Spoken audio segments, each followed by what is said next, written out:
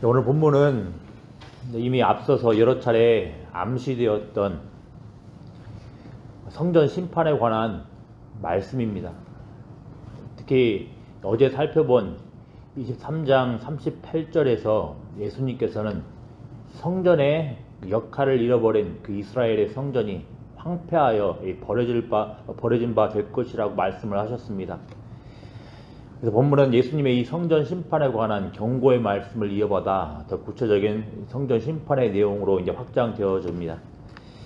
이렇게 성전을 버리시기로 선언하신 예수님은 성전에서 나오셨습니다. 그리고서 걸어가시는데 제자들이 성전 건물들을 가리켜 보이려고 나왔다고 합니다. 아마도 제자들은 성전의 놀랍고 탁월한 규모와 그 아름다움에 감탄하였을 겁니다. 그러면서 제자들은 이렇게 엄청난 성전이 황폐해야 될 것이라고 말씀하신 예수님의 말씀에 의구심을 보였던 걸로 보입니다. 그런데 예수님은 이런 제자들의 모습을 보고서 너무나 단호하게 이렇게 말씀을 하셨습니다. 우리 2절 말씀 같이 한번 읽어보겠습니다. 대답하여 이르시되 너희가 이 모든 것을 보지 못하느냐? 내가 진실로 너희에게 이르노니 돌 하나도 돌 위에 남지 않고 다 무너뜨려지리라. 아멘. 예수님의 이 말씀은 성전의 완전한 심판, 성전의 철저한 파괴를 의미를 합니다. 예수님의 이 말씀을 들은 제자들은 바로 뒤이어서 예수님께 질문을 합니다. 어느 때에 이런 일이 있겠사오며 또 주의 임하심과 세상 끝에는 무슨 징조가 있사오리까? 이렇게 질문을 합니다. 먼저 제자들의 이 질문에 대한 예수님의 답변을 살펴보기 전에 잠깐 예수님께서 이 말씀을 하셨던 배경, 장소가 의미하는 바를 살펴봐야 되겠습니다. 감람산 위가 배경 장소인데 이 감람산 위는 예루살렘 성에서 나와 베단이라는 마을로 가는 도중에 만나게 되는 곳입니다. 그런데 구약 성경을 보면 이 감람산 위는 마지막 여호와의 날에 하나님께서 심판하실 것으로 기대되는 산으로 기록되어 있습니다. 스가랴 14장 4절에 이 말씀이 언급됩니다. 그런데 지금 이 감람산 위에서 예수님께서 성전의 파괴, 더 나아가서 재림과 관련된 세상의 끝날에 대해서 이제 말씀을 하실 겁니다. 그렇다면 의미는 분명합니다. 구약에서 예언된 하나님의 심판이 이제 예수님을 통해서 선언되고 이행된다라는 의미입니다. 예수님께서 심판주라는 겁니다.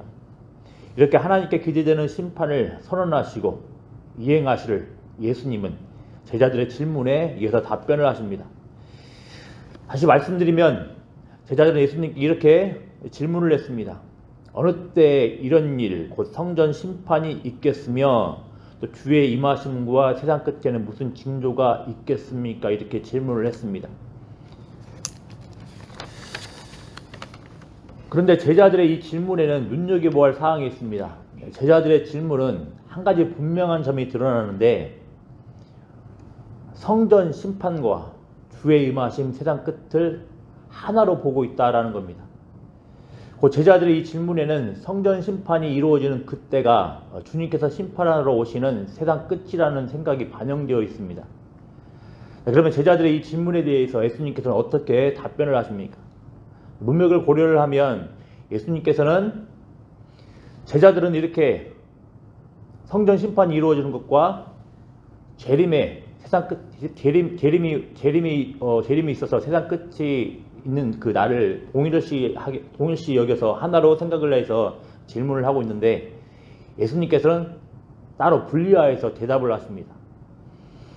먼저 24장 4절부터 이제 살펴보겠지만 35절까지에서는 먼저 성전 심판과 관련된 내용을 말씀을 하시고 뒤이어서 24장 36절부터 25장 46절까지는 세상 끝날의 심판과 관련된 내용을 말씀을 하십니다. 그래서 오늘 본문도 성전 심판이라는 맥락 가운데 주어진 예언 말씀입니다. 물론 성경에서 종말을 가리킬 때 예수님의 초림과 재림 사이를 뜻하기 때문에 넓은 의미에서 성전 심판과 관련된 예언 말씀은 세상 끝날 가운데 이루어질 심판의 맥락 가운데서 볼 수도 있지만 여기서 오늘 본문은 1차적으로 성전 심판의 맥락 가운데 예언된 말씀이라는 걸 기억을 해야 되겠습니다. 이런 맥락에서 이제 예수님은 성전 심판이 임하기 전에 어떤 일들이 있는지 4절부터 말씀을 하십니다. 먼저 4절 5절에서는 성전 파괴 전에 많은 사람이 예수님의 이름으로 와서 자신을 그리스도라고 칭하며 많은 사람을 미혹을 한다고 합니다. 그러니 미혹당하지 않게 주의하라고 말씀을 하십니다. 실제로 성전 심판 전에 가짜 그리스도가 많이 출현했다는 역사 기록이 있습니다. 성경에서도 사도행전 5장 36절을 보면 드다라는 사람이 일어나 자신을 선전했다고 나옵니다. 이어서 예수님은 6절에서 난리와 난리 소문을 듣는다고 말씀을 하십니다. 그리고 7절에서 이 난리에 관한 소문이 더 구체적으로 민족이 민족을, 나라가 나라를 대적하는 모습으로 나타난다고 말씀을 하십니다. 또 곳곳에 기근과 지진이 있을 거라고 예수님께서는 말씀을 하십니다. 실제로 AD 40년 전부터 성전 심판이 있는 70년 이전까지 역사적으로 큰 지진들이 많이 발생을 했습니다.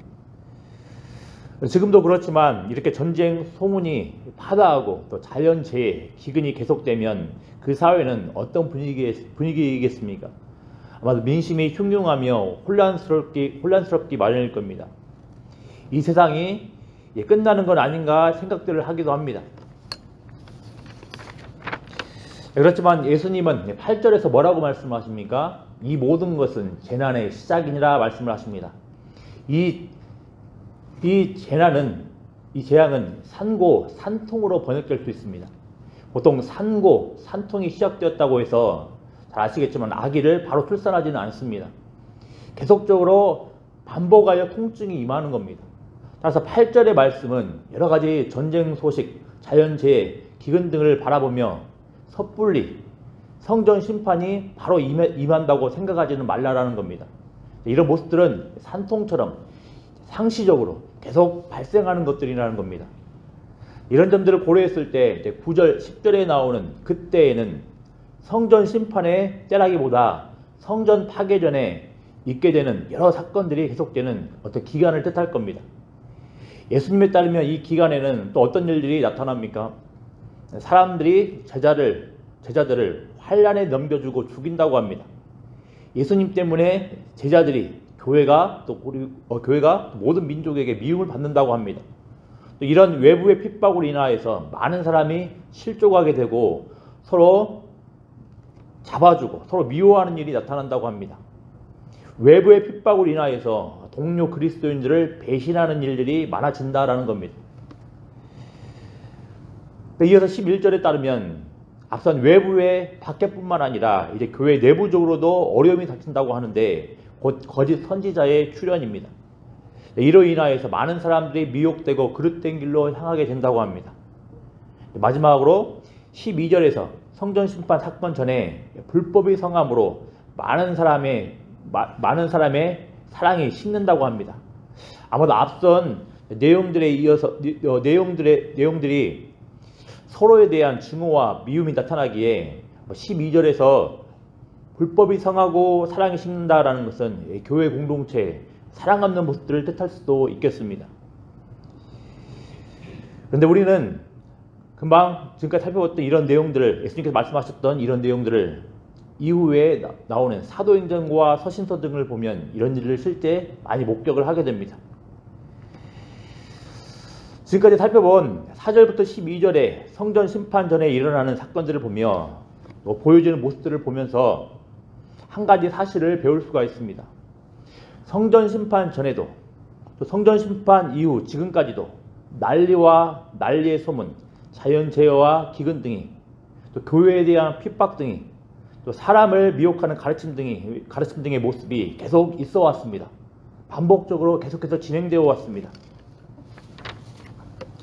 이때 우리는 적잖은 사람들이 이런 사건들, 이런 모습들에 미혹되어 있어 그릇된 신앙으로 향하게 된 경우들을 종종 봤습니다. 오늘 본문의 가르침에 따르면 이런 사건들과 모습은 마지막 때의 구체적이고 확실한 예수님의 재림의 징조가 아닌데도 적잖은 사람들이 혼란스러워하고 또 미혹당하기도 했다라는 겁니다. 이런 사건들과 모습들은 예수님의 초림과 재림 사이에 반복적으로 계속해서 전 세계적으로 나타나고 있지만 이것들 자체가 예수님의 재림의 때를 구체적으로 알려주는 징조는 아니라는 겁니다. 따라서 그리스도인들은 국가적으로도 전 세계적으로도 또 교회적으로도 여러 가지 혼란스러운 사건들이 나타난다고 해도 크게 동요되거나 흔들려서는 안 된다라는 겁니다. 그저 우리는 묵묵히 인내 가운데 예수님을 믿는 신앙을 따라서 예수님의 제자로서 예수님을 신실하게 충성되게 살아가는 것이 필요할 뿐인 겁니다.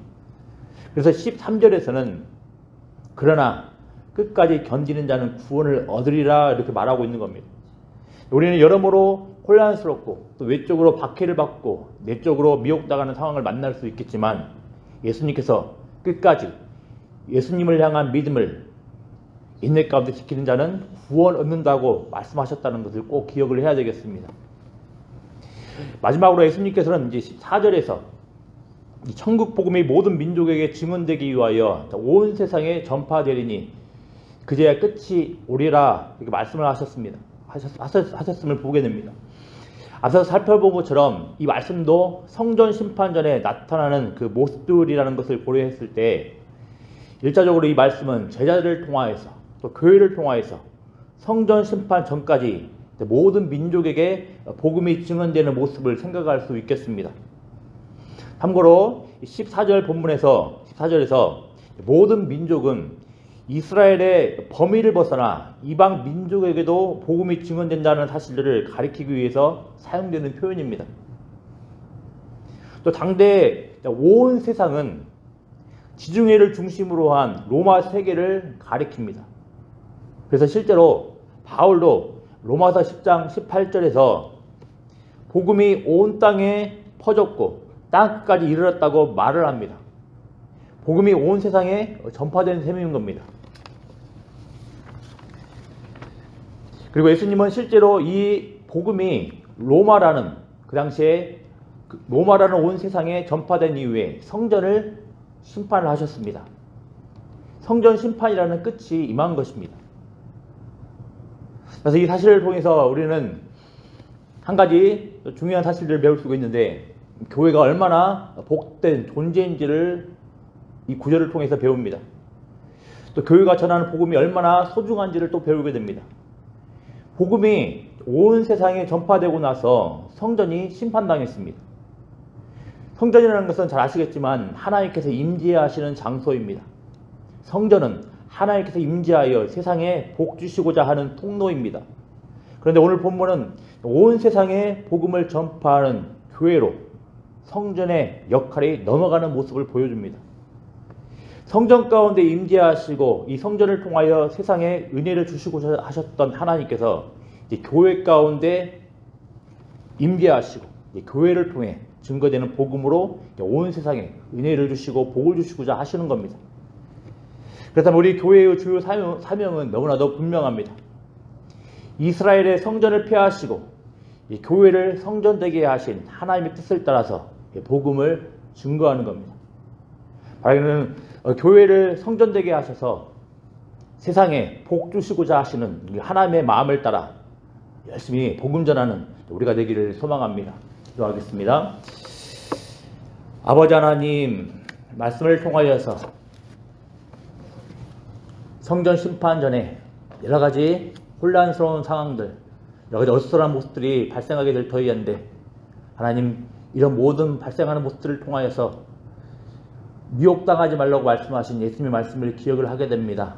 마찬가지로 예수님이 다시 오실 그날, 세상의 끝날까지 이런 비슷한 유형의 혼란스러운 모습들, 어수선한 모습들, 거짓된 가르침들이 팽배해질 터이한데 하나님, 이 모든 것들에 의하여서 우리 신앙들이 미혹되지 않도록 지켜주시고 보호해 주시기를 소망합니다. 하나님, 여러 가지 핍박과 박해와 여러 가지 그릇된 가르침 앞에서도 미혹되지 않고 예수 그리스도를 향한 신실한 믿음을 지켜나갈 수 있도록 은혜 더하여 주시기를 소망합니다.